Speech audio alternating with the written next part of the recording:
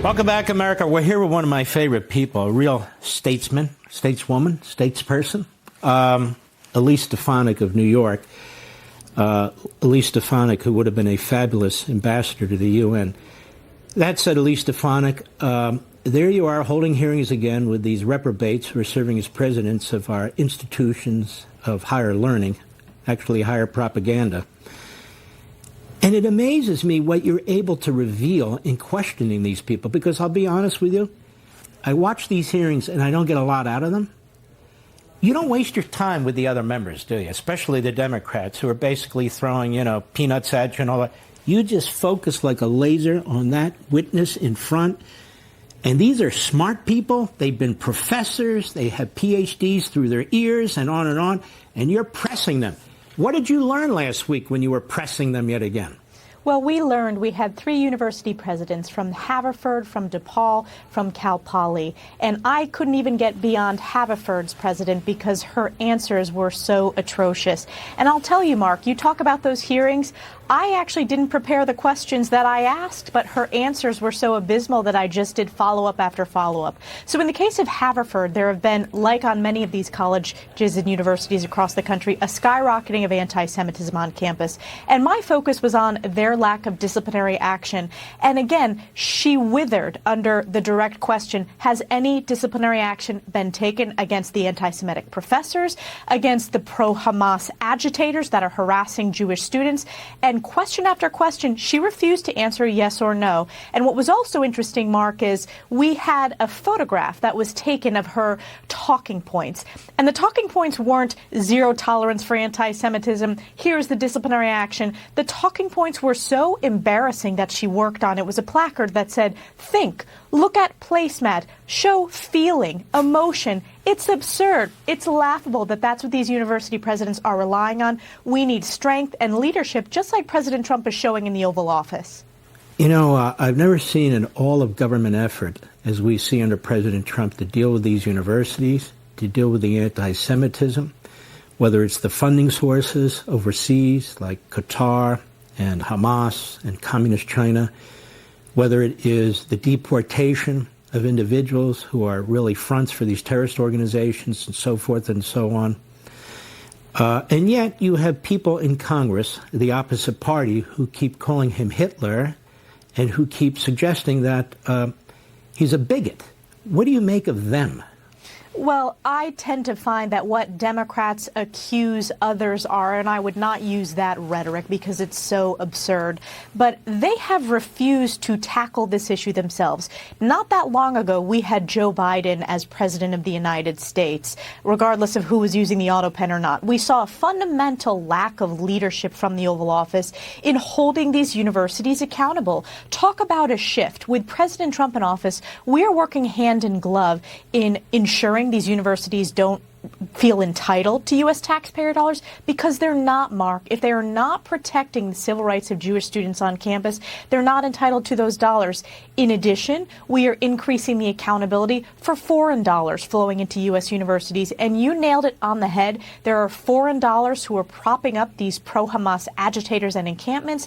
There are foreign dollars flowing in from communist China that are funding Confucius Institutes. We are taking action after action to hold them accountable. But make no mistake, the earthquake hearing that happened with Harvard, MIT, and Penn presidents, 2 of which are now former presidents, that set off an earthquake. And I will tell you, this did not just happen in the last 2 years. This is decades of intellectual and academic decay in our once great higher ed institutions. We need to get back to academic excellence rather than training this next generation of far-left radical agitators. We need to focus on engineering, math, science, the classics, and instead they are training not the next generation of leaders, but the next generation of Marxists. We'll be right back.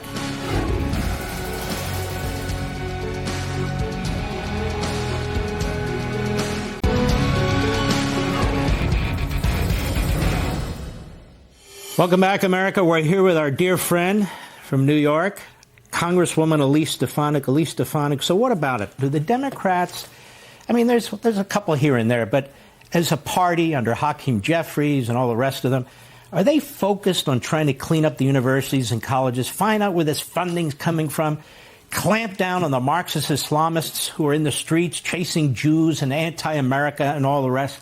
Absolutely not. And just look at their actions, Mark. They have tried to block this at every opportunity. Whether you look at the leaders in the Democrat Party, whether it's Chuck Schumer, who failed to call for the resignation of multiple university presidents, including his alma mater, which we share at Harvard, he refused to call for the resignation of the previous president. He has refused to hold Columbia accountable in our home state of New York. And Republicans are the ones that are stepping up when it comes to standing up for American values and protecting American students on campus. And just this past week, Mark, when you saw at Columbia the pro-Hamas violent agitators take over the library as students were studying for finals, it was Republicans who stood up, who spoke out and said this cannot happen and they need to be held accountable. And it took the Columbia administrators and the acting Columbia president time to allow the NYPD to call them into the library. It shouldn't have taken that long for that to happen. I want to thank the law enforcement officers for bringing rule of law and law and order, but it should not have gotten to this point already. So no, Democrats have not stepped up. This is electorally why you're seeing significant shifts in the electorate who feel that Democrats, rightfully, they understand the truth, that Democrats have failed to focus on American excellence when it comes to academic institutions. You know, you made a great point earlier about the Biden regime. I literally can't think of anything effective or significant that regime did to fight this as it was building and growing and so forth and so on. As a matter of fact, I seem to recall Kamala Harris was embracing a lot of these radicals, as were a number of people in the administration. And in fact, even overseas, at the State Department, at the Pentagon, and even in the White House staff, you had special pleaders for Iran, special pleaders for Qatar, even special pleaders for Hamas, no? Yes, you are spot on, Mark. And we see that actually in our home state of New York, where the New York Democrat Party is beholden to pro-Hamas, anti-American entities, whether it's the Working Families Party or whether it's this unholy alliance they have with these radical Marxists that prop up New York Democrats Party. That's why you're seeing common sense shift when it comes to the average Democrat voter in New York is moving towards Republican, is voting increasingly for Republicans because they want common sense, they want rule of law, they want economic opportunity. And you're correct, under Joe Biden, I remember very well that they used as the excuse that there was ongoing outside litigation for the reason why the Department of Education wouldn't pursue significant investigations into these universities. That's bogus. That is just another excuse that they wanted to appease the anti-Semitism, to appease the anti-Americanism that has perpetrated higher education. That's the difference in administration and, most importantly, a president makes. This was an issue the president campaigned on. It's an issue he and I have worked on extensively together, that he and I have spoken about many times, that he has followed closely. And actions speak louder than words. Look at these actions. We also know that these colleges are not going to save themselves. That was proven clear. They failed to do so even after that hearing, even after university presidents were replaced. So that's why it's important to step in to make sure that U.S. taxpayer dollars are not fueling this anti-Americanism. Let me ask you something about New York. There's some talk out there that you might run for governor of New York. Hochul is a disaster.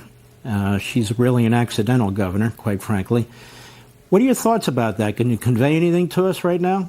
Well, thank you for the question, Mark. I am strongly considering running for governor of New York State. I'm born and bred New Yorker. I'm proud to be the highest-ranking New York Republican who has really led the charge in holding New York elected Democrats accountable for their failures. Whether it's the economic crisis in New York, the highest tax state in the nation, the most unfriendly to small businesses, you're seeing a mass exodus of people who have been run out of the state because of Kathy Hochul's failed policies. On top of that, you're seeing a criminals first, an illegals first agenda fueled by Kathy Hochul, whether it's our failed bail reform or whether it's sanctuary cities. We need a governor that supports law enforcement, that supports rule of law, and frankly, common sense. And then, of course, you see a corruption crisis in New York State, whether it's New York Democrat governor after governor or Tish James, and she is rightfully being prosecuted by the Department of Justice for her alleged mortgage fraud. So it is ripe for new leadership in New York. I'm overwhelmed by the positive support, but we're taking a strong look at it. More to come. Wow, if you decide to run the Republican Party, the Conservative Party, they should all get behind you. There should be no challenges. All the money should funnel in because I think you can win that. She's a disaster and you're a star. I think it would be so fantastic for the state of New York. Elise Stefanik, thank you for everything you do, and God bless you, my friend. Thank you, Mark.